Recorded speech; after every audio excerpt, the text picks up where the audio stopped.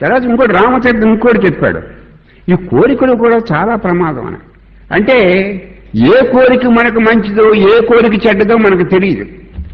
తెలియక మోకం మడగేదో సాంబారికంగా ఆ కోరిక ఏదో కోరేసుకుంటూ ఉంటాం.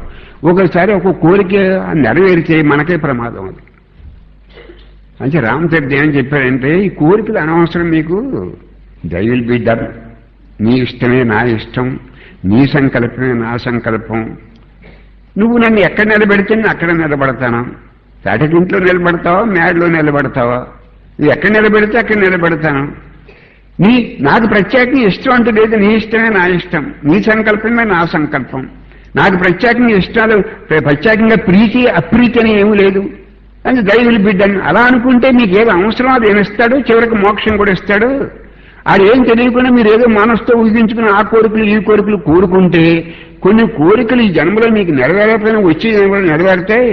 మీరు కోరికలు మీ కొంప ముంచుతాయని చెప్పాడు రామచంద్రుడు.